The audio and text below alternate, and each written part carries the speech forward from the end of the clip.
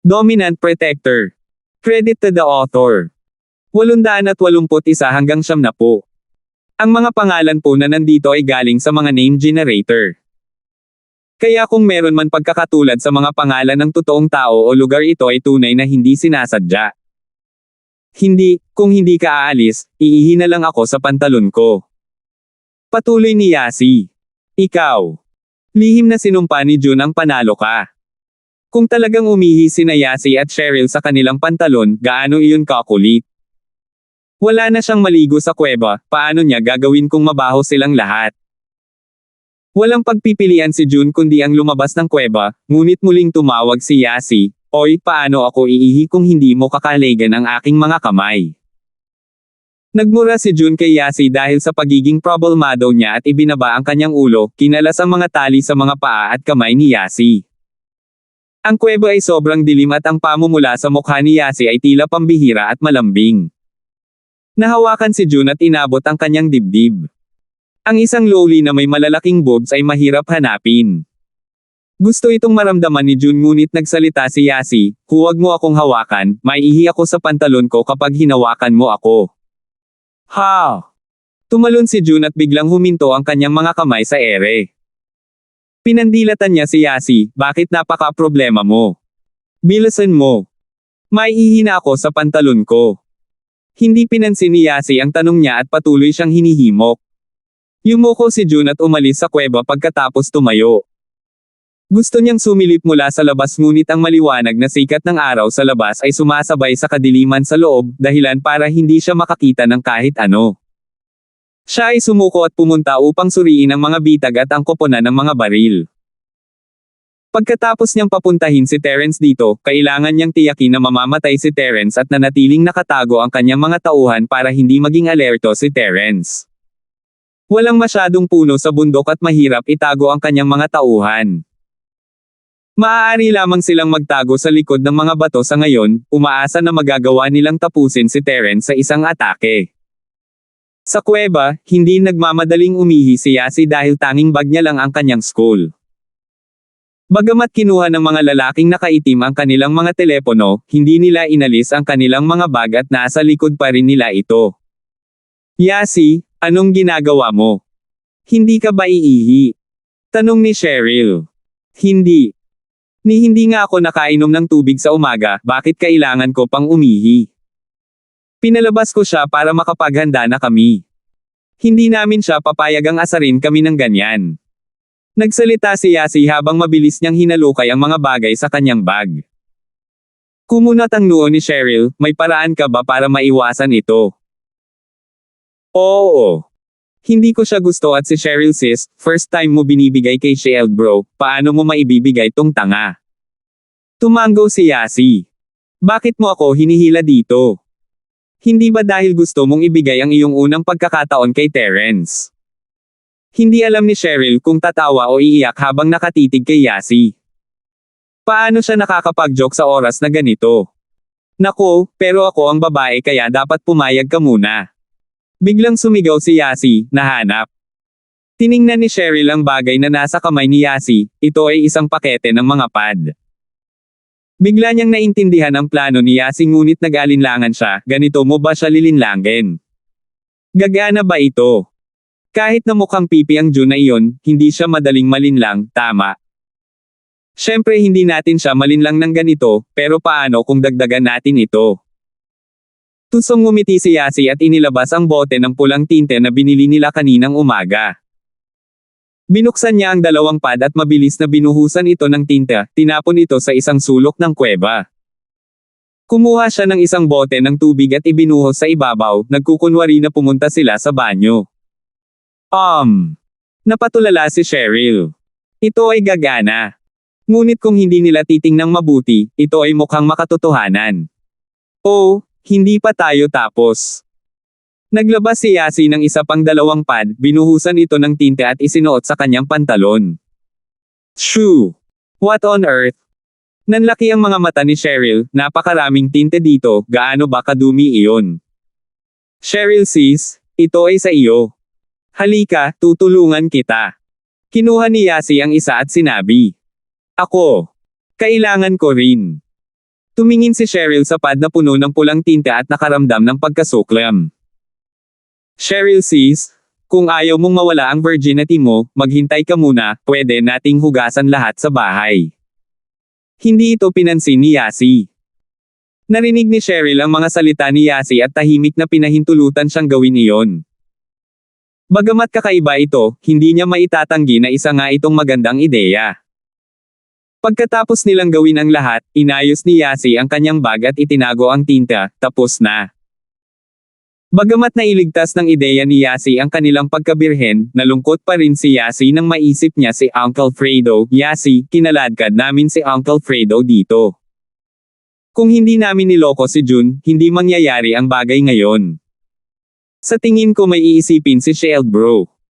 Nagtiwala si Yasi kay Terence. Tiyak na nagtitiwala ka sa kanya. Gusto ni Cheryl na iligtas muna ni Terence si Uncle Fredo. It was for the best kung hindi siya dumating para sa kanya at kay Yasi. Mula sa tono ng boses ni June, tila may inihanda siya at malalagay sa panganib si Terence kapag dumating siya. So. Sagot ni Yasi, Cheryl sis, wala ka bang tiwala sa kanya? Tingnan mo kung ilang beses na niya tayong niligtas. Hindi ko alam. Umiling si Cheryl habang nakaramdam siya ng kalungkutan kay Uncle Fredo. Habang nag-uusap sila, bumalik si June sa kuweba. Oy, tapos na ba kayong dalawa? Napaka-problema. Oh, tapos na tayo. Ano pa bang kailangan mo? Tanong ni Yasi. Ano pa? Fuck you? Siyempre. Humajejek si June habang tumataas ang pagnanasa sa kanyang mga mata. Natatakot ako na hindi mo magagawa iyon ngayon. Nanghihinayang sagot ni Yasi. Hindi. Sinabi mong hindi at hindi ko kaya. Kung sasabihin kong kaya ko, gagawin ko. Natuwa si June. Nasa kamay niya ang mga ito ngunit napakawalang muwang pa rin nila. Hindi, ang ibig kong sabihin ay nasa oras na tayo ng buwan. Nagkibit balikat si Yasi. Iyon. Ano iyon? Agad na napagtanto ni June kung ano iyon bago tumingin kay Yasi nang hindi makapaniwala, talaga. Nagsisinungaling ka ba sa akin? Hindi kami nagsisinungaling.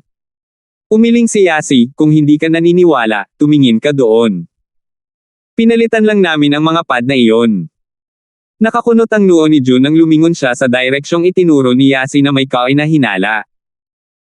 Gaya ng inaasahan, may puddle ng tubig sa sulok ng kuweba, at may 2 pad na basang-basa sa sariwang dugo. 882. Si June ay may problema mula pa noong bata pa siya na kung saan ay nasusuka siya sa tuwing nakakakita siya ng dugo. Sinulyapan niya lang ito at mabilis na tumayo dahil nahihilo siya. Gayunpaman, hindi siya lubos na naniwala sa mga ito. Paano nga ba magkasabay ang regla nilang dalawa? Nagkataon lang ba? Hindi na tinanong ni June ang mga pad sa lupa dahil sobrang dilim sa kuweba, hindi niya makita kung sariwang dugo ba iyon o hindi. Ang tanging tanong niya ay pareho silang magkasama sa period. Nagkasama kayo ng period nyo. Nakakunot ang noo ni June habang nakatingin kina Yasi at Cheryl. Oo. Pareho kaming asawa ni Terence at palagi kaming may threesome na magkasama. Para makasigurado na makakapagtalik kami sa loob ng 25 araw bawat buwan, uminom kami ng gamot para magpalit ng regla. Seryoso ngunit nahihiya pang paliwanag ni Yasi. Natigilan si June, hindi ka na virgin. Siyempre hindi. Tumingin si Yasi kay June nang may pang-aalipusta, 18 na tayo, paano pa tayo magiging virgin? Pero, natarante si June at hindi niya alam kung totoo ba ang mga sinabi ni Yasi o hindi. Gayunpaman, sinabi nga ni Cheryl na kung may gagawin siya sa kanila, papatayin siya ni Terence. Mga asawa niya ba talaga sila? Hindi ba si Terence ang kanilang bodyguard? Ngunit si Terence ay isang taong dalubhasa sa mga medikal na kasanayan. Siya ay tulad ni Sumaowang, na kahit si Zhao Qibing ay iginagalang. Bakit siya kusang loob na maging subordinate ng 2 babae? Si June ay hindi rin naniniwala sa kanyang sarili kung si Terence ay walang relasyon sa mga babae at mukhang hindi na nagsisinungaling si Yasi. Hindi ka nagsisinungaling. Tanggalin mo ang iyong pantalon at hayaan mo akong suriin. Maniniwala si Jun kung sasabihin ni Cheryl na siya ay may regla, ngunit mukhang masyadong tuso si Yasi at hindi siya naniwala sa kanya. Oh, sige. Lumiko ka muna at ilalabas ko. Sabi ni Yasi. Huwag kang maglaro, tanggalin ang iyong pantalon at ipakita sa akin. Ayaw lumingon ni Jun dahil natatakot siya na baka may iba pang panloloko si Yasi. Fine, may ipapakita ako sayo. Tumalikod si Yasi at mabilis na naglabas ng isang bagay mula sa kanyang pantalon at ipinasa kay Jun, eto na. Pinanood ni Jun si Yasi na dumaan sa isang bagay na duguan at tumalon pabalik ng hindi namamalayan. Tiningnan niya ito at ito ay isang pad na puno ng dugo. Mabilis niyang ikinaway ang kanyang mga kamay, ilayo mo sa akin. Nakaramdam siya ng sakit kapag tumitingin sa dugo at nakaramdam siya ng pagkahilo. Pero ngayon, naniwala siya sa mga salita ni Yasi, talagang nasa regla na silang dalawa. Inihagis ni Yasi ang dogwang pad na iyon sa isang tabi at ikinaway ang kanyang mga kamay, na lalong nagpa-atres kay Jun. Well, kung wala tayo sa ating regla, wala kaming pakialam hanggat hindi mo sasabihin kay Terence. Nanghihinayang sumagot si Yasi, ngunit ang araw na ito ay isang masamang araw. Bakit hindi ka maghintay ng ilang araw? Kami ay nasa iyong mga kamay pa rin, hindi ka nagmamadali, di ba? Fuck! Ang malas! May regla sila. Nakita ni Jun na walang paraan para magawa niya ito at hindi pinansin si Yasi. Nagmura siya habang itinali niya ang mga kamay at paa ni Yasi bago gawin ang parehong kay Cheryl. Ayaw niya sa dugo at ayaw niyang manatili sa kuweba dahil alam niyang may dugo doon. Tumalikod siya at umalis sa kuweba. Pagdating na pagkadating niya sa labasan, bigla siyang tumawa. Wahahaha. Parang kahit langit gusto ko kumita. Biglang naalala ni Jun na kung hindi niya hinawakan sina Cheryl at Yasi, hindi ba siya bibigyan ni Pablo ng dagdag na 50 milyon? Ngayong kumalma na siya, kawawa naman ang paggastos niya ng 50 milyon sa dalawang babae na hindi pa virgin. Ang pera ay mas mahusay. Siya ay maaaring magkaroon ng anumang uri ng babae na may 50 milyon. Inalis ni Jun ang ideya na sexually harass sina Cheryl at Yasi at naging mas lohikal. Naalala niya kung gaano siya mapusok at naisip niya na hindi ito katumbas ng halaga. Sa kabutihang palad na ang mga batang babae ay nasa kanilang regla, kung ang pakiramdam niya ay mabuti sa oras na ito, siya ay nawalan ng 50 milyon. Kinuha ni Jun ang kanyang telepono at muling tinawagan si Pablo. Natanggap ni Pablo ang tawag ng kidnapper at gustong talakayin ito kay Terence, ngunit tumawag si Amara bago pa man siya makapagsalita. Matapos makipag-usap ni Terence kay Amara, sinabi ni Pablo, munting Terence, humihingi ng 200 milyon ang kidnapper. Pagkatapos ay ibigay mo ito sa kanya. Natatakot ako na magkakaroon siya ng pagkakataong kunin ito ngunit wala siyang buhay para gugulin iyon, walang pakialam na sagot ni Terence. Iyon ang naisip ko. Hanggat ligtas sina Cheryl at Yasi, maibibigay ko sa kanya kahit gaano niya gusto. Napabuntong hininga si Pablo, ngunit ang kidnapper ay parang may ibang intensyon kay Cheryl at Yasi. Ito rin ang problema na pinakakinabahala ni Terence. Nagdasal siya na sana mabili sila ng mga babae hanggat maaari at hintayin niyang iligtas sila. Si Yasi ay isang matalinong babae, dapat ay makapag-isip siya ng isang bagay upang bigyan siya ng oras. Habang nag-uusap sila, muling tumunog ang telepono ni Pablo. Seryosong tiningnan ni Pablo ang caller ID, ito pa rin ang numerong binubuo ng mga zero. Binuhat niya ito at seryosong nagsalita, hello. Mr. Charlton, sineseryoso ko ang iyong alok at nagpas siyang tanggapin ang alok. 250 milyon at iiwan ko ang iyong anak na babae at ang kanyang matalik na kaibigan. Ano sa palagay mo? Natuwa si Jun na ang kanyang sexual na pagnanasa ay hindi pumalit sa kanyang utak. Kung gayon, nawalan siya ng 50 milyon. Oo, pangako ko sa iyo 250 milyon. Labis na natuwa si Pablo matapos marinig ang mga salita ni Jun. Ini-imagine na niya ang worst case scenario, pero hindi niya akalain na pumayag ang kidnapper. Parang mas pinahahalagahan ng kidnapper ang pera. Siyempre, hindi alam ni Pablo na peke si Yasi na nasa period sila para sumuko si Jun. Good. Pero gusto ko 250 milyon magkasama, hindi magkahiwalay, may problema ka ba dyan? Bagamat alam ni June na si Pablo ay may magandang reputasyon, ngunit ito ay sa kanyang mga kasosyo sa negosyo lamang. Isa siyang kidnapper. Mananatiling maaasahan ba si Pablo kapag nakikipag-usap sa isang kidnapper? Ito. Nag-alinlangan sandali si Pablo. Mahigit 200 milyon lang ang meron siya, pero dapat ay makakakuha siya ng 250 milyon kung uutang siya sa mga business partner niya. 883. Agad namang sumang-ayon si Pablo habang iniisip ang plano, oo, kaya ko iyan. Ngunit paano ko ibibigay sa iyo ang pera? Pakakawalan mo ba kaagad ang anak ko at si Yasi pagkatapos kitang bigyan ng pera? Bibigyan kita ng account at maaari mo itong ilipat doon. Kapag natanggap ko ang abiso ng paglilipat, bibigyan kita ng isang address. Pagkatapos ay sasabihin mo sa taong tinatawag na Terence na pumunta at piliin ang iyong anak na babae at ang kanyang matalik na kaibigan. Tandaan, siya lamang ang maaaring pumunta. Kung magsasama siya ng mga tao, papatayin natin ang ating mga bihag. Sinabi ni June, syempre, naniniwala akong matalino si Mr. Charlton para hindi tumawag ng pulis. May katulong ako na kayang pumatay kay Uncle Fredo, kaya niyang patayin ang buong pamilya mo nang walang ingay. Bagamat naghinala si Pablo tungkol sa pagtatalaga nila kay Terence para kunin ang mga babae, si Terence ang tanging katulong niya sa ngayon. Kung hindi makakapunta si Terence, sino pa ang makakasama sa kanya? Hindi kami tatawag ng pulis. At sana tuparin mo ang iyong pangako. Sinabi ni Pablo. Huwag mag-alala, mayroon kaming mga patakaran bilang mga kidnapper.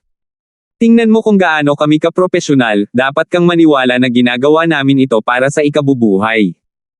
Sinabi ni June, ang account ay. Binigyan siya ni June ng isang serye ng mga numero at pagkatapos itong isulat ni Pablo, nag-double check siya bago ibinaba ang tawag. Pagkatapos niyang pananakot kay Pablo, naniwala siya na hindi tatawag ng pulis si Pablo. Ipinakita ni Mason ang kanyang kakayahan at tiyak na natatakot si Pablo sa kanya. Si Pablo ay ang malaking karakter sa Pablo Industries, at walang nang ahas na magsabi ng anuman noong inilipat niya ang lahat ng likidong pondo. Ang lahat ng pondong idinagdag ay mahigit 210 milyon lamang at isinakripisyo niya ang isang panahon ng operasyon ng kumpanya sa hinaharap para dito.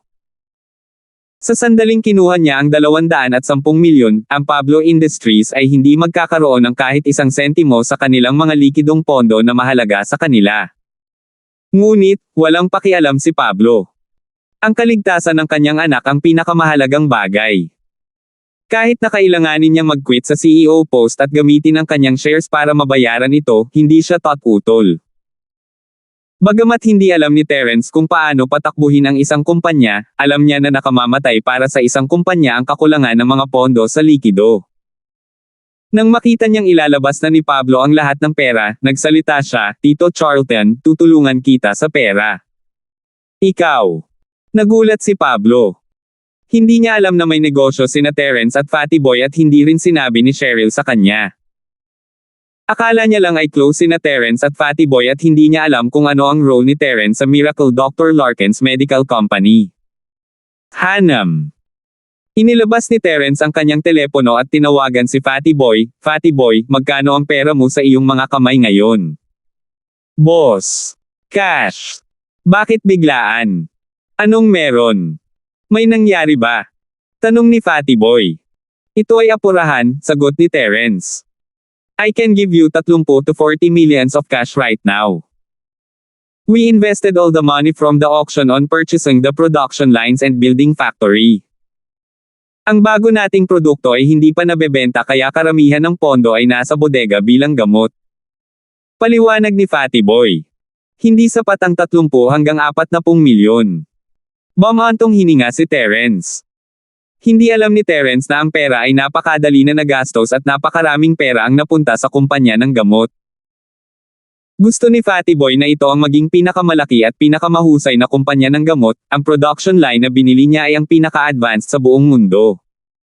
Iba ang Miracle Dr. Larkin's Medicine Company kumpara sa Miracle Dr. Kang's. Maliban sa mga gamot sa pinsala, maglalabas din sila ng mas mataas na antas ng mga produkto tulad ng mga painkiller.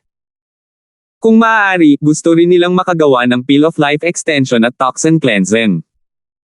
Kakailanganin talaga nila ang mga advanced na kagamitan ikaw kaya Fatty Boy na binili lahat. Mula sa kanilang kasalukuyang mga kalkulasyon, 30 hanggang 40 milyon ng mga pondo ng likido ay higit pa sa sapat para mailabas nila ang unang produkto ng Miracle Dr. Larkins, ang Miracle Dr. Larkins' Injury Medicine. O marahil, hindi nila kailangan ng ganoong kalaki. Pagkatapos ng lason kahit ng first high school, kilala na ng publiko ang brand at hindi na nila kailangan pang i-promote pa. Sa sandaling mabenta ang produkto at tumaas ang benta, bilyon-bilyong kita na ang kikitain nila.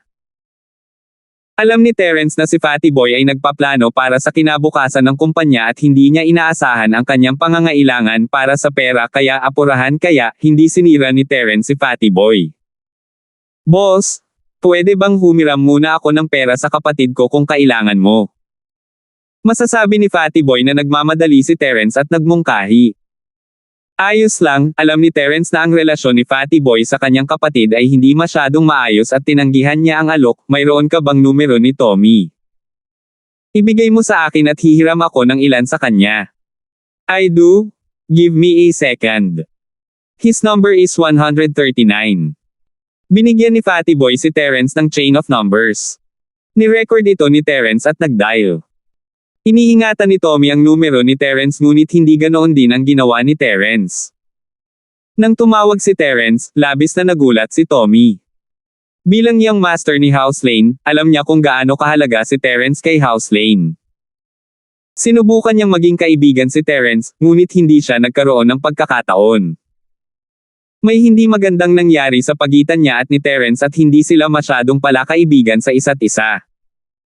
Nang maglaon, sinaktan ng pamangkin ng kanyang asawa, si Chester si Terence, na ginawang pinakamalamig ang relasyon ni Terence kay House Lane. Sa kabutihang palad siya ay sapat na katamtaman pagkatapos at pinagbuti ito ng kaunti. Lubos itong pinagsisihan ni Tommy. Kung hindi dahil sa kanyang asawa, paano masisira ang relasyon nila ni Terence? Napanood niya ang Peel of Life extension ni Terence at Toxin Cleansing ang naging pinakasikat na produkto sa auction, at napanood niya ang pagbabago ng kanyang ama mula sa isang naghihingalong matanda tungo sa isang malusog na tao. Naisip ni Tommy na mas mahalaga para sa kanya na panatilihin ang isang magandang relasyon kay Terence. Nainggit siya kay Celestino. Si Fatty Boy ay isang maliit na negosyante lamang at ang kanyang negosyo ay hindi masyadong malaki. Ngayon, naging subordinate siya ni Terence at nakakamit niya ang pinakamaraming makakamit niya. Noong nakausap ni Tommy si Fatty Boy noon, siya ang nangunguna sa kabila ng katotohanang magalang silang nag-uusap sa isa't isa. Ngunit ngayon, nagbago ang kanilang mga posisyon at kailangan niyang makausap ng mabuti si Fatty Boy. Ano kayang gagawin niya? Masyadong makapangyarihan ang amo ni Fatty Boy. Gayunpaman, hindi nahiya si Tommy na gawin iyon. Bagamat walang masyadong tao na gustong makipagrelasyon kay Fatty Boy, habang ang mga himala ni Terence ay naging mas kilala ng iba, lahat ng mga taong hindi kamag-anak ni Terence ay sinubukang magkaroon ng magandang relasyon kay Fatty Boy. 884. Pinag-isipan itong mabuti ni Tommy Lane. Kung gusto niyang makipag-ugnayan kay Terence, hindi niya mapigilan ang pakikipag-ugnayan kay Fatty Boy. Lalo na't hindi pa ganoon kalakas si Fatty Boy. Sa loob ng ilang taon, maaaring umakyat si Housley upang maging pinakamalaking noble house. Gayunpaman, hindi inaasahan ni Tommy na tatawagan siya ni Terence. Huminga ng malalim si Tommy at maingat na bumuhat, "Hello. Ako si Tommy Lane. Mr. Lane. Si Terence. Pwede mo ba akong pautangin ng 100 milyon?" Diretso ang tanong ni Terence, "Kung hindi ko ito maibabalik, bibigyan kita ng Peel of Life extension at Toxin Cleansing o gamutin ang iyong pamilya ng isang beses ng libre." Huwag mag-alala, huwag mag-alala. 100 milyon lang. Kunin mo kung kailangan ito ni Miracle Dr. Linford. Huwag mag-alala tungkol sa pagbabalik ng anuman, huwag na nating pag-usapan iyon. Nag-aalala lang si Tommy na hindi niya makontak si Terence at tumawag si Terence para humiram ng kanyang pera. Tuwang-tuwa si Tommy na maaari na siyang mamatay ngayon. Bakit siya tatanggihan? Hindi mahalaga kung ibalik ni Terence ang pera o hindi dahil nauuna ang pagpapanatili ng isang mapagkaibigang relasyon. Salamat. Magte-text ako sa iyo ng isang account at maaari mo itong ilipat doon, sabi ni Terence. Okay, walang problema. Mabilis na sumang-ayon si Tommy. Walang gaanong nakiusap sa iba na humiram ng pera sa kanila at isa si Tommy sa kanila. Niayaw niyang bayaran siya ni Terence. Binaba ni Terence ang tawag ng hindi na nagsalita pa ngunit nanlaki ang mga mata ni Pablo sa gulat at hindi makapaniwalang tumingin kay Terence. Narinig niya ang tawag kay Fatty Boy at nang hiningi ni Terence ang numero ni Tommy, naisip niyang mali ang narinig niyang pangalan. Sino si Tommy? Yanjing House ang young master ni Lane. Si Terence ay nanghiram ng pera sa kanya. Mali ba ang narinig niya? Agad na tinawagan ni Terence si Tommy at napagtanto ni Pablo na totoo ito. Si Terence talaga ay humiram ng 100 milyon kay Tommy nang walang kahirap-hirap, at tila masaya pa si Tommy tungkol dito. Uncle Charlton, humiram ako ng 100 milyon kay Tommy. Hindi mo dapat kunin ang lahat ng likidong pondo sa iyong kumpanya, makakaapekto ito sa operasyon ng kumpanya, tumingin si Terence sa gulat na si Pablo at tumawa. Iron Lake House Lies Tommy. Akala pa rin ni Pablo ay nananaginip siya. Oo. Tumango si Terence, ibigay mo sa akin ang iyong account, hihilingin ko sa kanya na ilipat ito sa iyo. Huminga ng malalim si Pablo. Gaano katagal si Terence sa Starfield? Mayroon na siyang napakalakas na koneksyon. Hindi katakatakang hindi niya inilagay si House York sa kanyang mga mata at naglakas loob pa siyang pumatay. Nang harapin ni Terence ang isa pang may-ari ng isang marangal na bahay, humiram siya ng 100 milyon sa hindi mapag-aalinlanganang saloobin at masayang ginawa ito ng may-ari. Sa 100 milyon ni Tommy, madaling inilipat ni Pablo ang 150 milyon at inilipat ito sa account ng kidnapper. Mga 10 minuto, tumawag ulit ang kidnapper. Ito pa rin ang bilang na binubuo ng mga zero. Kinuha ni Pablo, hello. Si Mr. Charlton ay tiyak na maaasahan. Natanggap ko na ang paglipat. Natuwa si June. Hindi niya alam na ang pagiging kidnapper ay may magandang kinabukasan. Siya ay nakakuha ng 250 milyon ng napakadali at ang kanyang ama ay hindi sana makapagtrabaho bilang isang pirata sa loob ng 1 taon. Kung mas maraming tao ang nakidnap niya, hindi ba siya magkakaroon ng walang katapusang halaga ng pera na magagamit? Kailan ko makikita sina Cheryl at Yas? Nakahinga ng maluwag si Pablo matapos maramdaman na hindi binago ng kidnapper ang kanyang ideya. Dahil napakabilis na nagbigay ng pera ni Mr. Charlton, paano kita mabibigo? Bibigyan kita ng isang address at maaaring dumating si Terence at kunin sila, sabi ni June, ngunit sana ay natatandaan pa ni Mr. Charlton ang sinabi ko. Huwag tumawag ng pulis o pagbayaran mo ang iyong mga aksyon. Walang problema. Sana lang ay ligtas ang anak ko at si Yasi, mataimtim na sagot ni Pablo. Mountain North Mirror. May 2 sasakyan na nakaparada sa paanan ng bundok. Isa sa mga ito ay Benz 600, ang isa naman ay Toyota Previa. Sabihin sa iyong lalaki na sundan ang daan sa harap ng mga sasakyan. Ipinaalam ni June. Okay, nakuha ko. Alam ni Pablo ang tungkol sa bundok at hindi niya inaasahan na ilalagay ng kidnapper ang kanyang anak sa isang tiwangwang na lugar na ganoon. Kahit na ang puwersa ng pulisya lamang ay hindi mahahanap ang lugar ng ganoon kadali. Ibinaba ni June ang tawag ng walang karagdagang salita. Hinihintay niyang dumating si Terence at bigyan siya ng huling suntok na nagpapanatili sa kanya sa Mountain North Mirror magpakailanman. Mountain North Mirror. Little Terence, espesyal na hiniling nila sa iyo na ibalik sina Cheryl at Yasi. Saglit na nag-alinlangan si Pablo at sinabing, nararamdaman ko lang na may gagawin sila. Bakit hindi nila pauwiin sina Cheryl at Yasi ngunit hiniling kang umalis? Baka ako ang target nila, walang pakialam na sagot ni Terence, kung tama ang aking paghatol, sa palagay ko alam ko kung sino ang nasa likod nito. Sino ito? Tanong ni Pablo. June. Sinabi ni Terence, hindi ito maaaring mula sa House York. Mula sa kasalukuyang sitwasyon, maaari lamang itong maging House Zin. House Zin. Stonegate House Zin. Damaso. Kailan mo sinaktan ang taong ito? Nagulat si Pablo. Halos wala siyang anumang pakikipag-ugnayan kay Damaso at walang hindi kasiya siya sa pagitan nila. Ikinwento ni Terence ang nangyari sa arcade noong isang araw at sinabi sa kanya kung paano tumingin si June sa mga babae at kung paano niya pinarusahan si June sa labas. Umiling si Pablo at tumawa ng mapait. Hindi niya sinisisi si Terence bilang strictly speaking, si Yasi ang dahilan nito at wala itong kinalaman kay Terence. Little Terence, sinasabi mo ba na ikaw din ang kanilang target bilang karagdagan sa pera? Nag-isip sandali si Pablo at unti-unting naging seryoso ang kanyang ekspresyon. Dapat. Bagamat sinabi sa akin ni Yasi na gawin ito, dapat ay galit siya sa akin dahil ako ang may kagagawan nito. Natatakot ako na ang Panginoon ay naghihintay sa akin sa bundok ngayon. Nagkibit balikat si Terence, malayo ang bundok sa lungsod. Walang makakapansin kung may nangyari doon. Magandang pumatay. Paano kita pakakawalan ng ganito? Nalaman ni Pablo ang dahilan at marahas na umiling. Bagamat nag-aalala siya sa kaligtasan ng kanyang anak, hindi rin niya hahayaang mamatay si Terence. 885. Isa itong bitag. Kung nakita nila ito, paano sila makakapasok? Ha!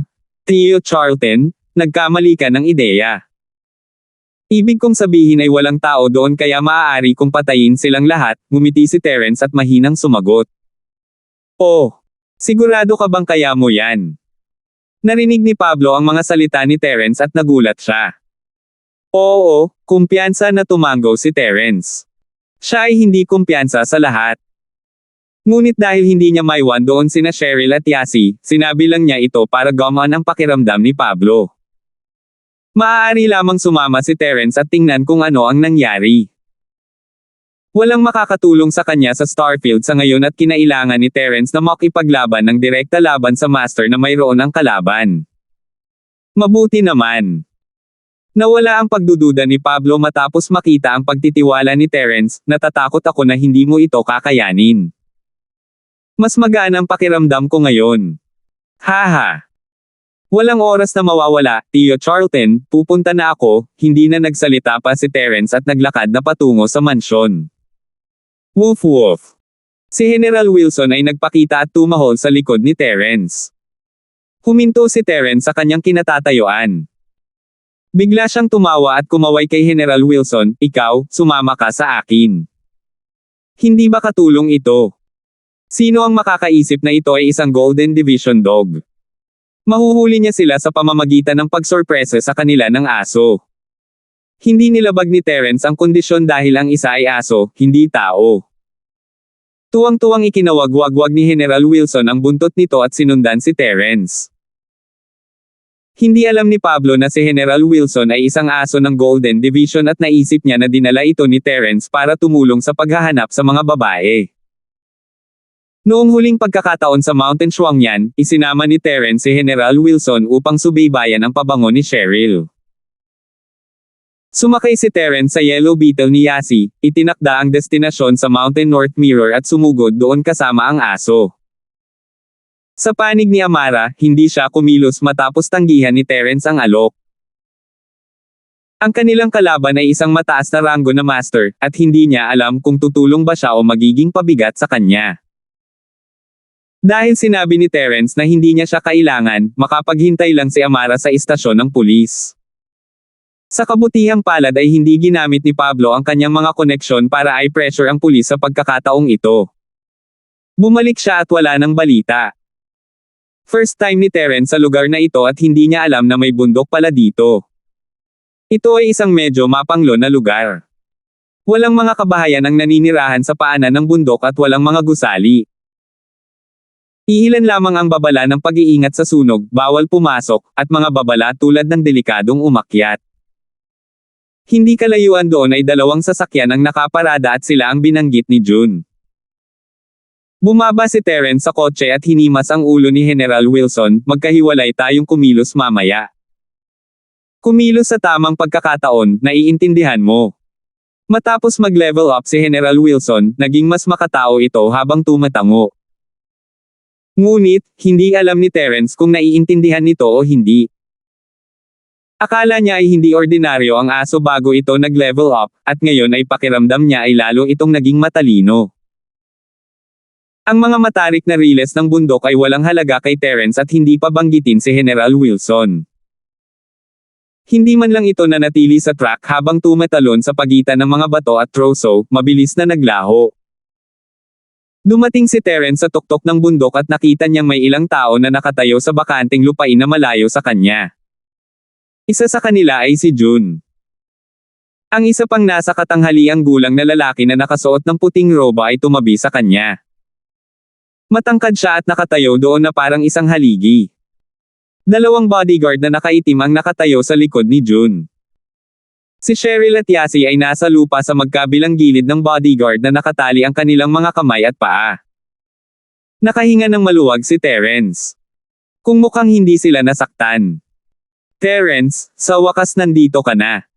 Wahahaha. Si June ay hindi isang tanga at nagtago siya ng mga tao sa paanan ng bundok upang makita kung si Terence ay dumating ng mag-isa. Kung dinala niya ang pulis dito, ang gulo. Bagamat kumilos ng mayabang si June sa suporta ni Mason, hindi niya maaaring hayaang makipagbarilan sa mga pulis ang kanyang koponan ng baril, hindi ba? Kung gagawin niya iyon, kailangan niyang sumuko sa pagsisikap na patayin si Terence at patayin ang mga babae upang ilabas ang kanyang galit sa halip. Sa likod ng bundok, naghanda siya ng helicopter para umalis. Napaligiran man ng mga pulis ang bundok, makakatakas pa rin siya ng ligtas. Hindi inaasahan ng mga pulis na may helicopter siya. Sa oras na humingi ng reinforcement ang pulis, matagal na siyang wala. Ang koponan ng baril ni Damaso ay mga pirata, paanong wala silang mga helicopter? Sapat na ang kagamitan ni June kaya't naglakas loob siyang hintayin si Terence dito. Siyempre, nakahinga siya ng maluwag nang tawagin siya ng mga subordinate niya. Mukhang masyado siyang nag-iingat. Walang dinala o pulis si Terence dito, mag-isa siyang dumating. Tungkol naman sa aso ni Terence, hindi ito pinansin dahil ano ang nakakatakot sa isang aso. Ha! Ikaw pala, June. Nagkibit balikat si Terence. Mukhang hindi mali ang kanyang inakala, hindi ito kasing simple. Malamang na si June ang gumawa ng pukana para akitin siya rito at si Terence ay naging tensyonado at nagbabantay. Oh! Matalino ka ba? Akala mo ako yon? Bahagyang natigilan si June ngunit agad na tumawa, ha, dahil nahulaan mo na ako iyon, naglakas loob kang pumuntang mag-isa. Tanga ka ba? Tanga ka ba? Napakagago mo. Hindi niya masisisi si June sa sobrang saya. Mula sa kanyang pananaw, si Terence ay isang tulala. Dahil nahulaan niya na siya ang dumukot kina Cheryl at Yasi at humiling sa kanya na kunin ang mga hostage, dumating pa rin siya ng mag-isa. Kung si Terence ay hindi tulala, siya ay masyadong mayabang. Are you trying to say that I'm smart or stupid? Bakit mo kinokontra ang sarili mo? Hindi napigilan ni Terence na matawa, ikaw ba ang tanga o ako? Nandito sina Cheryl at Yasi at nagsimula siyang mag-isip ng plano. Kahit na mula nang dumating siya sa tuktok ng bundok, ang Jade Pendant ay patuloy na nagpapadala ng mga babala.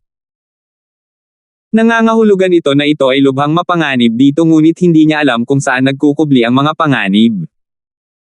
Ngunit kung minsan, kailangan niyang harapin ang sitwasyon na alam kung gaano ito mapanganib. Gaya ng kasabihan, kunin ang toro sa pamamagitan ng mga sungay. 886. Humph! Pwede ka nang magsalita. Malamig na tumawa si June, Terence, sa lahat ng kahihiyan na pinahirapan mo sa akin, ibabalik ko ito sa iyo ng 10 beses. Pagkatapos niyang magsalita, gumawa siya ng kilos at ang mga babala mula sa nakakulong na nakapatong sa dibdib ni Terence ay naging mas apurahan. Delikado kung saan siya nakatayo. Tumabi si Terence nang hindi namamalayan, at isang bullet brush ang dumaan sa kanya. Isang pistol na may silencer. Nagulat si Terence sa bala. Hindi niya akalain na gagamit si June ng mga baril para patayin siya. Akala niya ay inuutusan lang ni June ang master na patayin siya. Ang ilang bala ay hindi makapinsala kay Terence. Dahil naging mas mapagbantay si Terence, hindi niya hahayaang tamaan siya ng mga bala. Hindi tumama sa target ang unang bala at sumunod ang ilang putok na parang sitaw na sumasabog. Maraming bala ang tumama kay Terence. Napakaraming tao noon. Hindi inaasahan ni Terence na itatago ni June ang napakaraming gunman dito para sa kanya. Ito ay tiyak na isang mabigat na kalaban. Bagamat mukhang mayabang si June, ngunit iba siya kina Leandro at Zhao Qibing. Marunong siyang makipagbarilan. Kung hindi nakalusot si Terence sa Mystic Division at nasa huling yugto pa siya ng Golden Division, hindi niya maiiwasan ang lahat ng bala. Ngunit dahil nakapasok si Terence sa Mystic Division, at sa kanyang nakaraang karanasan bilang isang mamamatay, mapanganib niyang naiwasan ang unang round ng mga bala. Ituloy ang pagbaril. Barilin. Patayin siya. Nagulat si June na naiwasan ni Terence ang lahat ng putok mula sa unang round at agad na nagngangalit, mga walang kwentang tae. Bakit hindi mo kayang pumatay ng isang tao gamit ang napakaraming baril? Si June ay nakatayo malayo kay Terence at hindi siya nag-aalala na si Terence ay biglang sumugod sa kanya, kaya mas naging hindi siya napigilan sa kanyang mga salita. Kahit na lumapit si Terence sa kanya, mayroon pa rin siyang mesan. Bang! Bang! Bang!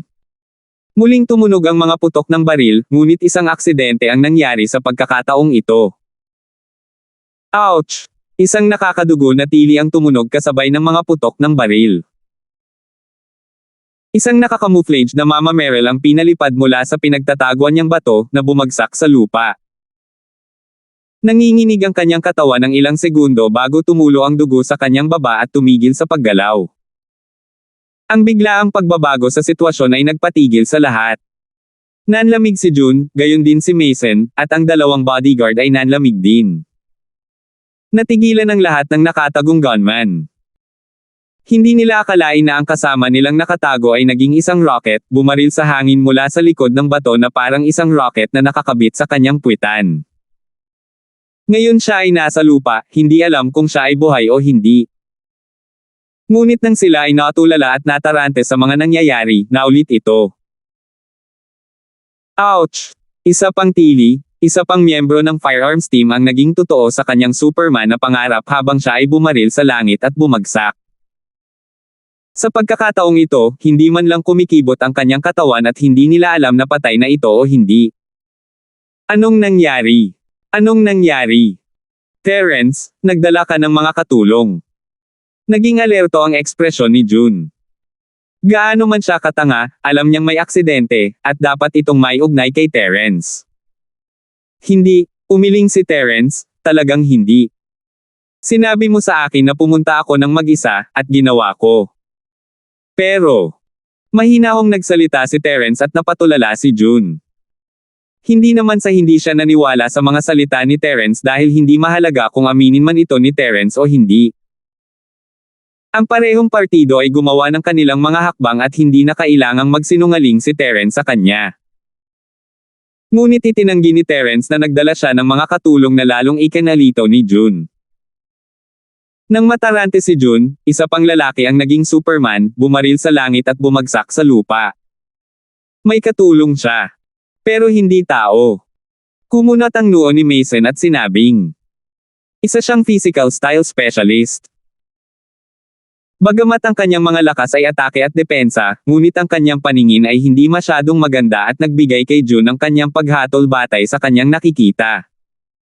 Master June, hindi ba tayo dapat umatras ng kaunti? Delikado dito. Maingat na payo ng isang bodyguard. Oo.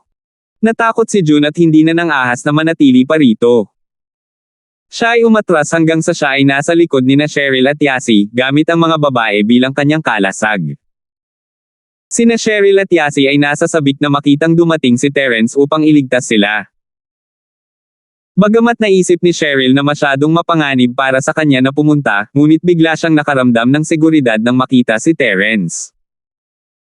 Pakiramdam niya ay nakahanap siya ng taong maasahan niya, hinahabol ang kanyang kaba at pagkabalisa. Masarap ang pakiramdam, at mainit. Ngunit hindi alam ng mga babae na si June ay may mga lalaking may dalang baril sa paligid. Inihatid sila palabas ng kuweba bago dumating si Terence at natakot sila sa tunog ng mga baril. Nakalimutan nilang sumigaw, at nakalimutan nilang nasa panganib din sila habang kinakabahan silang nakatitig kay Terence. Gusto nilang mag-ingat si Terence, ngunit natatakot din silang makagambala sa kanya. Nagpa siya ang magkapatid na manahimik sa pagkakaunawaan. Nang makita nilang matagumpay na naiwasan ni Terence ang lahat ng bala, sa wakas ay nakahinga sila ng maluwag. Mukhang makapangyarihan si Terence. Akala ng tanga na ito ay kaya niyang patayin ng baril si Terence. Imposible yun. Nang maglaon, nang mapanood ni na Cheryl at Yasi ang mga tauhan ni June na sunod-sunod na bumaril sa ere, na bumagsak sa lupa na patay, pareho silang nagulat bilang June. Ngunit halos kaagad, nagulat ang mga mata ni Cheryl. Yasi, hindi ba si General Wilson iyon? Hindi siguradong bamulong si Cheryl kay Yasi. Ha! Narinig ni Yasi ang mga salita ni Cheryl at kinusot ang kanyang mga mata sa hindi makapaniwala. Holy shit, ang mga nagtatagal ng sapat na oras na magkasama ay tiyak na magiging katulad ng isa't isa. Si General Wilson ay gumugol ng maraming oras sa Shield Bro at naging napakabangis. Halos isang Shield Dog na ngayon. Siyempre, hindi narinig ni June ang kanilang sinabi. Masyadong natakot si June para makinig sa usapan ng mga babae. Ito ay masyadong nakakatakot. Si Terence ay dumating ng mag-isa, at sinabi sa kanya ng kanyang lalaki. Ang lalaking iyon ay nagbabantay pa rin sa paanan ng bundok at walang iba kundi si Terence. Kaya paano namatay ang kanyang mga tauhan? 887. Shwa! Ang isa pang miyembro ng pangkat ng baril ay lumipad at namatay sa lupa. Masyadong nakakatakot ang sitwasyon ng walang anumang babala. Sunod-sunod na namatay ang isang lalaki at sa wakas ay nagpasindak sa lahat. Sila ay isang grupo ng mga pirata na patuloy na nagbuhos ng dugo. Inilagay din nila ang kanilang mga ulo ay nasa ilalim din ng mga blades para sa kanilang mga negosyo. Hindi sila takot mamatay, pero ayaw nilang mamatay ng walang dahilan. Ano ang nangyayari? Si Terence ay nakatayo roon nang hindi gumagalaw ngunit ang ilan sa kanilang mga miyembro ay namatay na. Ang lahat ng Mama Meryl ay nagsimulang bumaril kay Terence habang iniisip nila na ito ay panlilin lang ni Terence. Hanggat pinatay nila si Terence, malulutas ang lahat. Bang! Bang! Bang! Marami pa ring mga tao ang bumaril mula sa kanilang mga pinagtataguan at namatay habang sila ay bumaril. Wow! Barilin! Patayin siya! Galit na sumigaw si June, ano ka ba? Terence, ano ka ba? Malamig na pumulupot ang mga labi ni Terence. Mga baril. Makakapaghintay kayong lahat sa inyong kamatayan. Dahil nagtago kayong lahat dito, dapat handa kayong mamatay. Bagamat hindi niya inilagay ang mga lalaking ito sa kanyang mga mata, hindi siya nagpapahinga. Ang mga taong ito ay naging baliw at nagsimulang mag-shoot ng random. Ang ilan sa kanila ay natakot na mahanap sila ng kamatayan at barilin sa lahat ng direksyon. Habang umiiwas si Terence sa mga bala at mabilis na pinaalis sina Cheryl at Yasi dahil natatakot siyang saktan sila ng mga kasuklam-suklam na taong ito. Papatayin kita. Si Husan ay isang maliit na pinuno sa koponan, ngunit siya ay nasa bingit ng pagkasira. Pinagmasdan niya ang kanyang mga kaalyado na sunod-sunod na namatay, ngunit wala siyang magawa. Lalo na ang kanyang nakababatang kapatid, si Huyo, ay bumaril sa langit at namatay. Iyon ang huling straw sa kanyang pagkasira. Hindi na siya nag-abalang magtago pa. Tumalon siya mula sa kanyang pinagtataguan at desperadong bumaril. Siya ay nawawalan na ng katinoan at hindi matukoy ang pagkakaiba ng kanyang kaaway at ng kanyang mga kaalyado, at siya ay bumaril pa sa direksyon ni June. Nagulat si June at mabilis na nagtago sa likod ni na Cheryl at Yasi. Habang hinihila ni Husan ang gatilyo, nakasimangot si Terence. Wala na siyang pakialam pa at mabilis na tumakbo patungo kina Cheryl at Yasi. Sa pagkakataong ito, tinutukan ni Husan si Cheryl at mula sa kanyang shooting angle, maaari niyang kunan si Miss. Walang oras si Terence para balon si Miss dahil nakatali ang kanyang mga paa at kamay, hindi siya makatakas. Kinagat ni Terence ang kanyang mga ngipin at tinakpan si Miss ng kanyang katawan. Halos kasabay nito, isang bala ang tumusok sa hita ni Terence. Fuck! Agad na tumulo ang pawis sa noo ni Terence. Bakit ganito na naman ang lugar? Noong nakaraan, binaril din ng magnanakaw sa bangko ang parehong lugar. Nang siya ay pumunta sa ospital upang alisin ang bala, ito ay lubos na nakakahiya, at hindi niya inaasahan na ang parehong lugar ay muling masaktan. Arg! Sigaw ni Cheryl. Napagtanto niya na binaril si Terence. Siya, kumuha ba siya ng bala para sa kanya? Noong huling beses sa bangko, binaril din si Terence sa tabi niya. Sa pagkakataong iyon, wala siyang naramdamang kakaiba pero sa pagkakataong ito, bakit sobrang sakit? Pakiramdam ni Cheryl ay tumagos ang bala sa kanyang puso at humawak sa kanyang puso. Terence, kamusta ka? Gusto ni Cheryl na hawakan si Terence at suriin ang kanyang mga sugat, ngunit ang kanyang mga paa ay nakatali at hindi siya makagalaw. Nakaka-touch. Cheryl sis, si Shield bro ay kumuha ng bala para sa iyo. Dapat mong pakasalan siya at italaga ang iyong sarili sa kanya habang buhay. Napabuntong hininga si Yasi. Anong pinagsasasabi mo? Bakit ka nagsasalita ng kalokohan sa oras na ganito? Hindi mo ba nakikita na nabaril siya?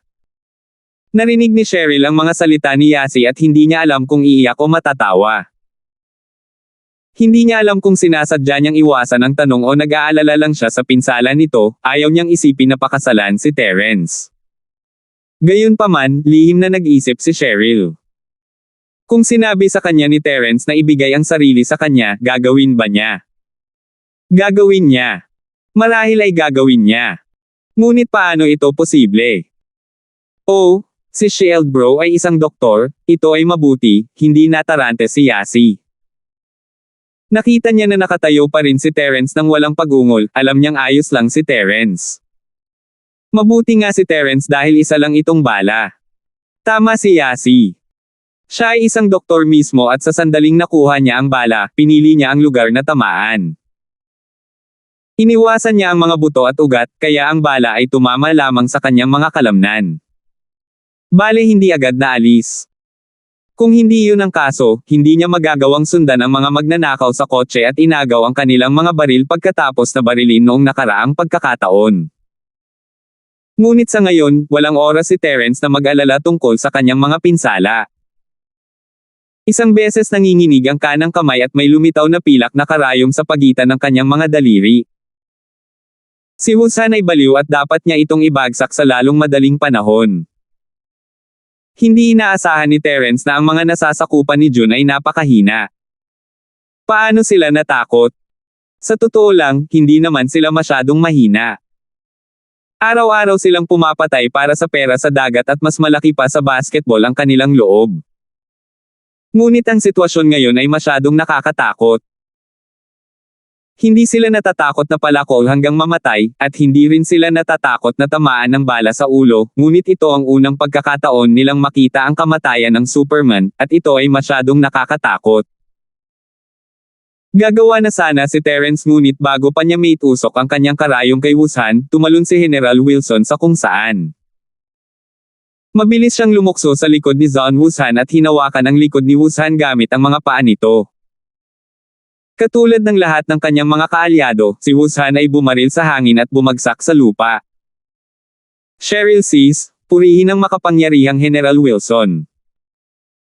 Bagamat alam ni Yasi na si General Wilson ang asong pumatay sa lahat ng lalaki, namangha siya nang makita niya ito ng sarili niyang mga mata.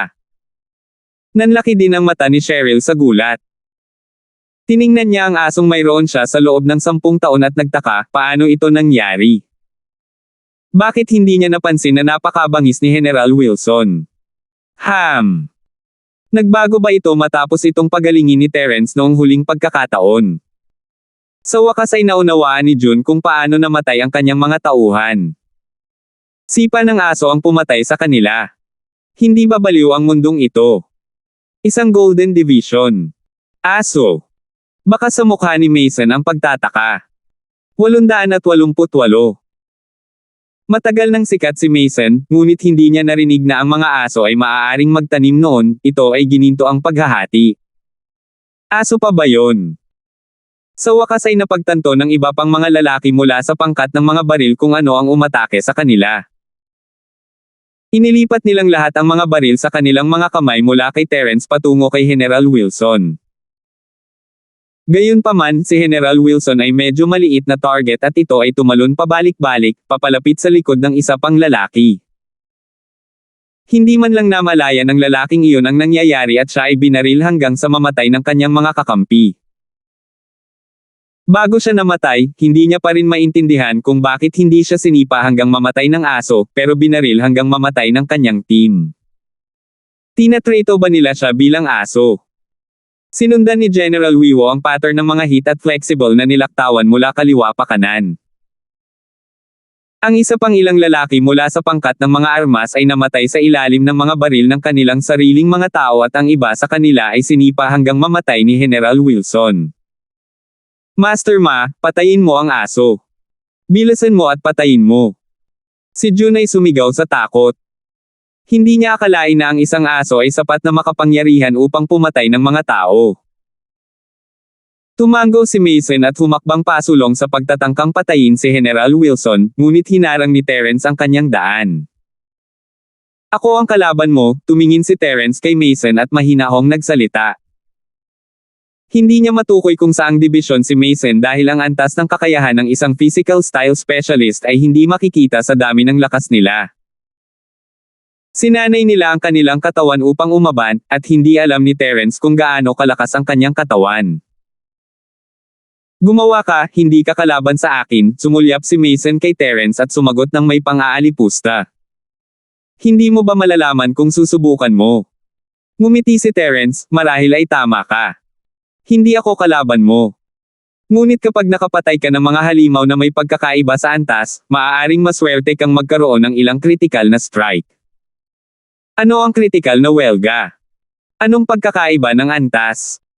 Halatang hindi naintindihan ni Mason ang sinasabi ni Terence, kung gusto mong mamatay, tutuperin ko ang iyong hiling. Inis si Mason.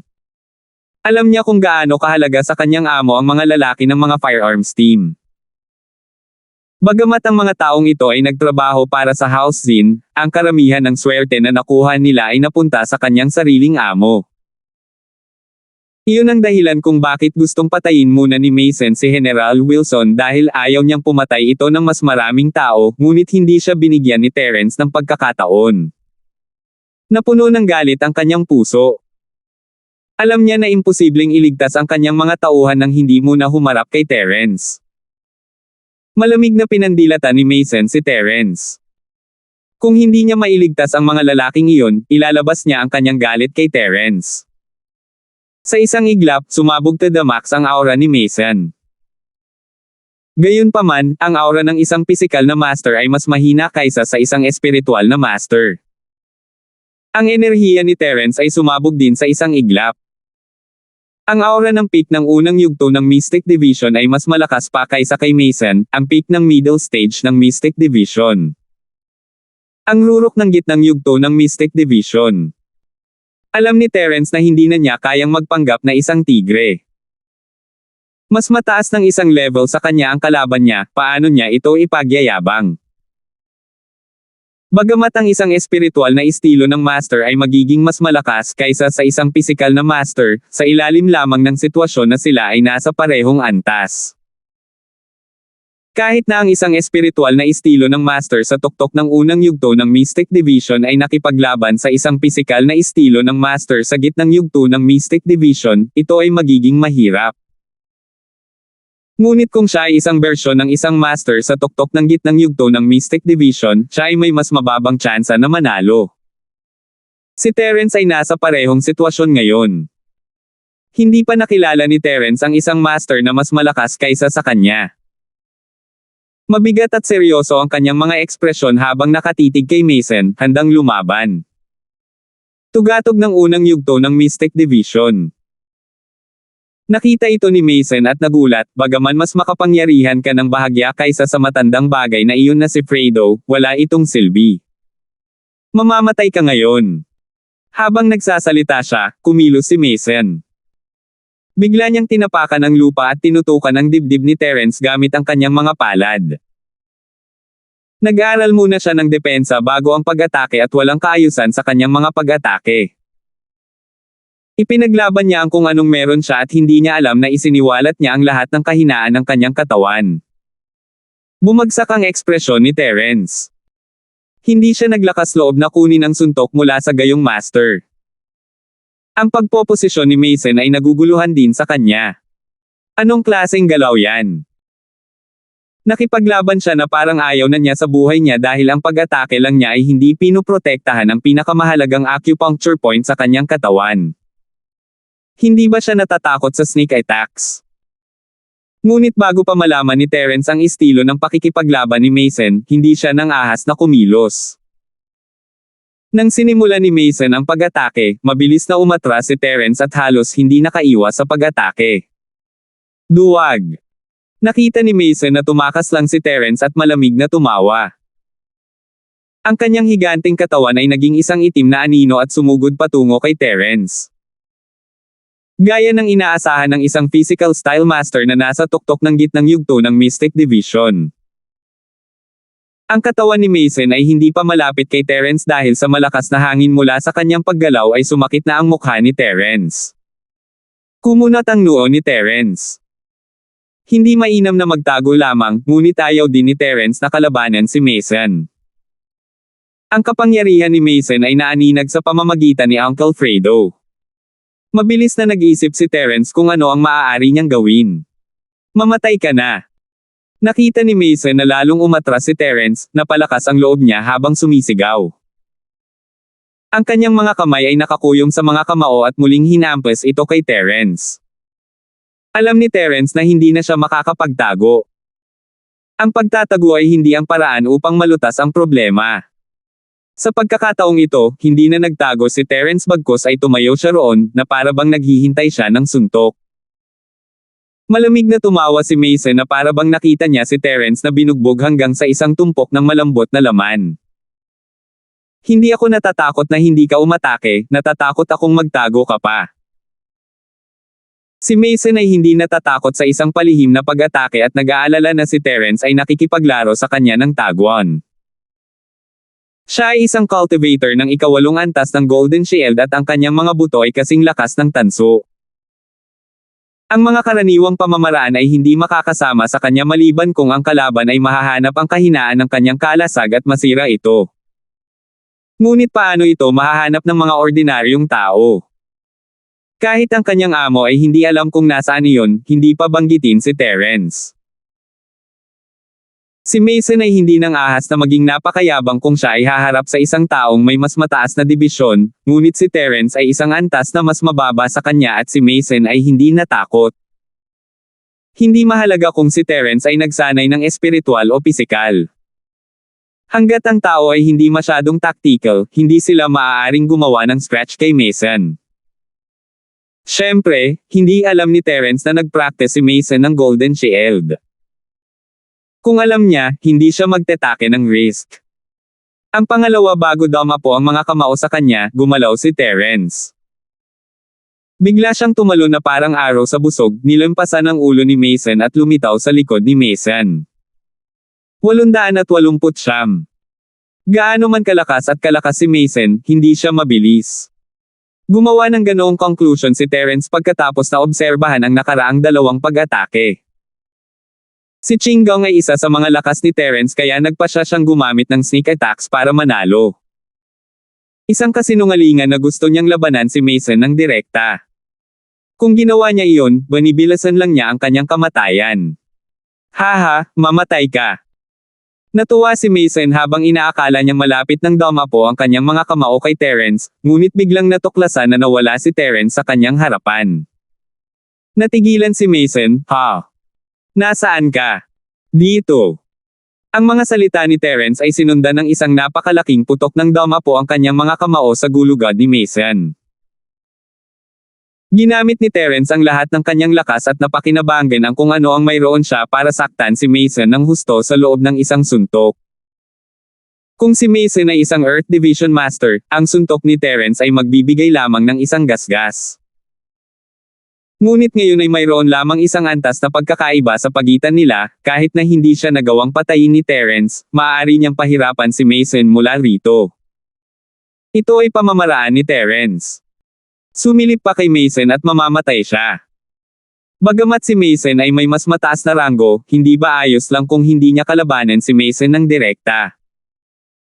Minsang itinuro sa kanya ng kanyang guro, kung ang kalaban ay mas malakas kaysa sa iyo, dapat mong iwasan ang kanyang mga lakas at atakihin sila ng biglaan. Walang mga patakaran sa pagpatay. Ang tunay na layunin ng isang mamamatay ay upang patayin ang iyong target. Ang mga kamao ni Terence ay bumagsak ng husto sa likod ni Mason, ngunit ang kanyang mga ekspresyon ay naging sobrang pangit. Pakiramdam ni Terence ay tumama ang kanyang mga kamao sa isang panel na bakal, parang hindi ito katawan ng tao. Ang aftershock ng pag-atake ay nagpanginig din kay Terence. Puh! Isang subo ng dugo ang bumulwak sa bibig ni Terence. Bahagyang bumalik sa kanya ang kapangyarihang ginamit niya. Sa kabila ng pagtataka ni Terence, hindi siya tumigil. Pagkatapos ng pag-atake, mabilis siyang umatras. Gaya ng inaasahan, umatras ang pangalawang Terence, tumalikod si Mason habang nakapatong ang mga kamao ngunit nalampasan ang target. Brat, hindi ka ba mabilis? Hahaha. Tumawa si Mason, ano ang pakiramdam mo? Dapat ang sarap ng pakiramdam mo. Sok, dumura ka ng dugo. Parang gumamit ka ng lakas noon. Pero hindi mo akalain na matitikman mo rin iyon, di ba? Hahaha. Napatingin si Terence kay Mason nang may pagtataka at nakasimangot na hindi makapaniwala. Si Mason ay hindi man lang mukhang nasaktan kung saan-saan at parang hindi rin siya ang umatake. Ikaw, hindi ba nasaktan? Huminga ng malalim si Terence at sa wakas ay kinalma ang sarili. Tumawa siya ng mapait. Sinubukan niyang samantalahin ngunit nasa mas masahol pa siyang sitwasyon. Karamihan sa kapangyarihang ginamit niya ay bumalik sa kanyang sarili. Hindi masakit na sabihin sa iyo. Ang aking Golden Shield ay nasa ika-8 antas na. Mason scorned, hindi ako natatakot sa mga atake mo, pero mamamatay ka kapag sinaktan kita ng isang beses. Paano yan, masaya? Wahahaha. Anong magagawa mo? Ika-8 antas ng Golden Shield. Hindi nakakagulat. Sa wakas ay natanto ito ni Terence. Hindi nakakagulat na si Mason ay mukhang walang nangyari pagkatapos matanggap ang kanyang suntok at siya mismo ang nasugatan. Nagpractice siya ng Golden Shield. Walang masyadong tao na nagsanay nito dahil ang pag-unlad ay lubhang masakit. Kinailangan nilang sanayin ang kanilang mga puso at ang kanilang mga kalamnan at buto. Kung walang matigas at matibay na pag-iisip, hindi nila ito magagawang perpekto sa maraming paghihirap at pagdurusa. Pinagmasdan ni June si Terence na umaatres at nagduraan pa ng dugo, masaya siyang tuwang-tuwa, hail the Almighty Master Ma. Patayin ang brat na ito. Halos tumigil sa paghinga sina Cheryl at Yasi sa sandaling ito. Si Terence ay palaging walang talo sa kanilang mga puso ngunit ngayon si Terence ay duguan. At hindi ito kapag siya ay gumawa ng isang suntok, ngunit kapag siya ay sumalakay. Ito ay tiyak na kakaiba.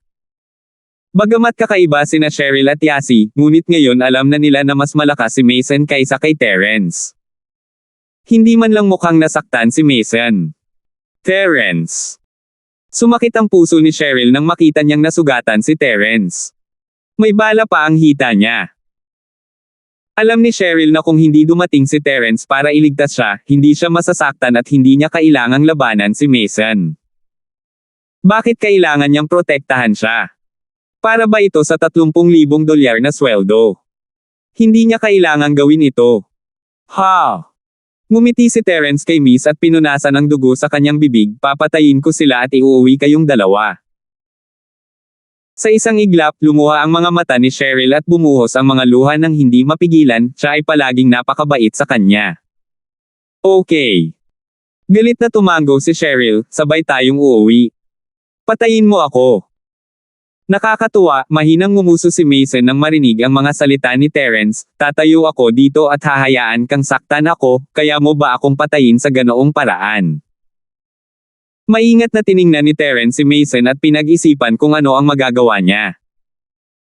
Masasabi ni Terence na si Mason ang pinakamalaking karibal na kinailangan niyang harapin pagkatapos niyang pumunta sa Starfield. Hindi lang isang level ang nauna sa kanya, ngunit nag-practice din siya ng Golden Shield. Sa madaling salita, lahat ng pisikal na pag-atake ay walang silbi maliban kung siya ay mas mataas ang ranggo kaysa kay Mason. Kung hindi, hindi siya kalaban ni Mason. Ano ang dapat niyang gawin? Walang puwang para sa pag-atake o pag-address ni Terence. Kapag siya ay nasa isang misyon, maaari siyang tumakas kung ang kalaban ay masyadong malakas nang walang masamang pakiramdam. Sinabi ng kanyang guro na hindi kailangang matakot na maubusan ng panggatong na may bundok. Ngunit ngayon, hindi makatakas si Terence. Ano kaya ang mangyayari kina Miss at Yasi kung umalis siya? Maiwan kaya sila ni Terence dito? Hindi niya kaya. Tahimik na sinimulan ni Terence ang pagbigkas ng Art of Dragon Master, sinusubukang ayusin ang kanyang panloob na mga pinsala. Ngunit dahil hindi siya pumasok sa espasyo sa Jade Pendant, ang resulta ay napakahina. Ano? Hindi kasi Selekay. Kung hindi, papatayin kita. Tumawa si Mason at muling sumugod kay Terence. Mabilis na lumayo si Terence bago siya makalapit sa kanya ni Mason ngunit natarante siya. Hindi niya kayang magpatuloy sa pakikipaglaban ng ganito. Ngunit maliban sa pag-iwas sa pag-atake ni Mason sa kanyang liksi, hindi niya alam kung ano ang maaari niyang gawin. 890 po. Imposible para kay Mason na patayin siya, at mas imposible para sa kanya na patayin si Mason. Hindi man lang nang-ahas si Terence na salakayin si Mason. Ito ay magiging walang kabuluhan, at sa halip ay mapinsala pa siya nito. Nakita ni Mason na umiwas lang si Terence at hindi rin siya nagalit. Malamig siyang ngumisi, paglukso-lukso, iba ka ba sa asong iyon? Tumalon hanggang dulo kung kaya mo. Sa kabilang panig, matagumpay na napatay ni General Wilson ang lahat ng miyembro ng pangkat ng baril at ikanaway ang buntot nito, na gustong tulungan si Terence. Pumunta ka at protektahan sina Cheryl at Yasi, hindi mo ito kakayanin, utos ni Terence kay General Wilson. Kahit si Terence ay hindi kayang saktan si Mason, paano kaya si General Wilson? Narinig ni General Wilson ang mga salita ni Terence at mabilis na tumakbo kina Cheryl at Yasi, pinutol ang lubid gamit ang kanyang mga ngipin. Sinulyapan ni Terence sina Cheryl at Yasi at nakahinga ng maluwag nang makita niyang naputol ang mga lubad. Sinigawan niya sila nang makaiwas lang siya sa isang pag-atake. Cheryl, umalis kasama sina Yasi at General Wilson. Pero, Terence, ikaw. Si Cheryl ay labis na nag-aalala. Paano siya makakaalis nang wala siya? Go! Maaari akong tumakas anumang oras pagkatapos mong umalis. Natarante si Terence. Ang tagal niyang nakipag-usap kay Mason pero hindi siya nag-isip ng countermeasure. Hehe, how dare they? Kumpiyansa na sinabi ni Mason, kung maglakas loob silang umalis, papatayin ko muna sila. Maaari mong iwasan ang pag-atake ko, ngunit maaari ba? Haha.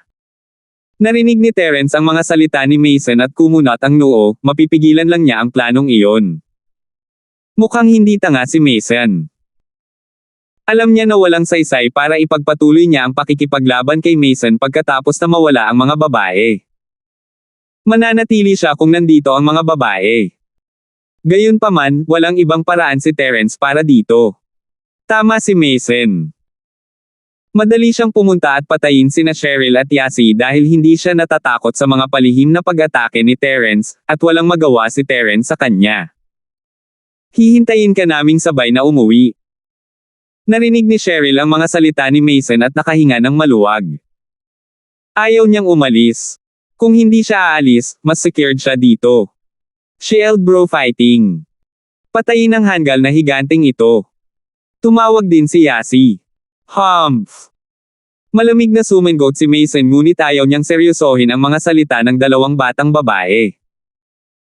Ang tanging misyon niya ay patayin si Terence. Brat, tingnan natin kung makakaligtas ka pa sa pagkakataong ito. Mabilis na umiwas si Terence sa isa pang pag-atake ngunit napakalapit nito. Halos tamaan ni Mason ang buong katawan niya. Anong nangyari? Nabawasan ba ang bilis niya? Nauubusan na ba siya ng energy? Imposible yon. Hindi man lang siya mauubusan ng lakas kung tatakbo siya ng libu-libong kilometro, paano siya mapapagod matapos makaiwas ng ilang atake? Ang kaliwang balikat ni Terence ay nasimot ng palad ni Mason at ang hindi matiis na sakit ay agad na kumalat sa kanyang buong balikat. Nakita agad ni Terence ang kanyang balikat na bumukol. Kung hindi siya nagkakamali, nabali ang kanyang mga buto. Tumingin si Terence kay Mason nang may pagtataka. Anong nangyari? Bakit unti-unting bumabagal ang mga galaw niya? Nataman ba siya? Ano sa lupa ang nangyari? So, masakit di ba? Pero hindi ko nakuha ang kahinaan mo. Pero ayos lang, may pasensya ako at unti-unti kang mamamatay. Tumingin si Mason sa namamagang balikat ni Terence at ngumiti ng masama, parang langit, hindi ba? Kumunat ang noo ni Terence at naisip na bumibigat ang kanyang mga hakbang. Si Terence ay palaging may tiwala sa kanyang Qinggong at stamina, ngunit ang kanyang Qinggong ay lumala, at siya ay nauubusan ng stamina. Kung magpapatuloy ito, mamamatay siya. Mabilis na kinanta ni Terence ang Art of Dragon Master para suriin ang kanyang mga sugat. Teka! Biglang napagtanto ni Terence na may mali. Lason. Nalason siya. Naging madilim ang mga ekspresyon ni Terence at isa lang ang posibilidad na maiisip niya, nabalot ng lason ang bala. Lason. Nagulat si Mason. Hindi niya alam ang tungkol dito. Hahaha.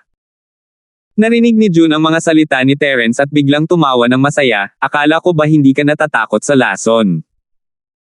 Hindi ito nagtagal at naisip ko na hindi ito uobra sa mga magsasaka na katulad mo. Mukhang need delay lang.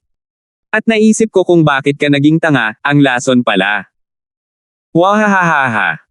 Iyon ang naisip ko. Kinagat ni Terence ang kanyang mga ngipin at umikli ang kanyang paghinga. Hindi niya akalain na naglaro si June ng ganoong karumal-dumal na pakulo at pinahiran ng lason ang mga bala. Master Ma, nalason ang brat na iyon, bilasan mo at patayin siya. Hindi inisip ni June na may mali. Sa kanyang pananaw, ang pagpatay kay Terence ang pangunahing layunin. Sa sandaling ito, naisip niyang napakatalino niya para gawin iyon. Kung hindi lang nalason si Terence at kaya niyang tumalon pataas at pababa, walang magagawa si Mason sa kanya. Bagamat malakas si Mason, napakahusay ng Qinggong ni Terence at hindi niya mabuhat ang kanyang mga kamay kay Terence. Ngunit ngayon ay nalason si Terence at bumagal siya, tiyak na ang kamatayan ni Terence. Tumango si Mason. Bagamat hinamak niya si June dahil sa pagkalason kay Terence, talagang nakakadismaya na ang brat na ito ay tumalon at umiwas sa lahat ng kanyang pag-atake. Sa huli, mas madaling patayin si Terence kapag nalason siya. Dito ba siya mamamatay? Kumuyam ang ngipin ni Terence habang nakatingin kay Miss, pagkatapos ay lumingon kay Yasi. Kung tumakas siya ngayon, naniniwala siya na hindi siya maabutin ni Mason. Pero paano si Miss? Hahayaan ba ni Mason si Miss pagkatapos niyang tumakas? Baka hindi. Kung gusto ni June na patayin ang mga babae, sila ay mga bangkay bago pa man siya dumating. Ngunit hindi yun ginawa ni June, ibig sabihin ay gusto lang siya ni June na patayin, hindi ang dalawang babae. Kung siya ay namatay, ang hindi pagkakaunawaan ay mas mababa kaysa kina Cheryl at Yasi. Sa pananaw ni June, siya ay tagasunod lamang nina Cheryl at Yasi at hindi mahalaga kung siya ay namatay. Ngunit kung ang anak ni Pablo ay namatay, ito ay magiging isang malaking pagtatalo. Nakaramdam ng higit na ginhawa si Terence sa kaisipang ito. Brat, quit thinking about useless things. Lason ka na, hindi ka mananalo kahit hindi ka nalason. Tumingin si Mason kay Terence at sumagot ng walang pakialam. Salamat po at sinamahan ninyo ako, ingat lagi mga master.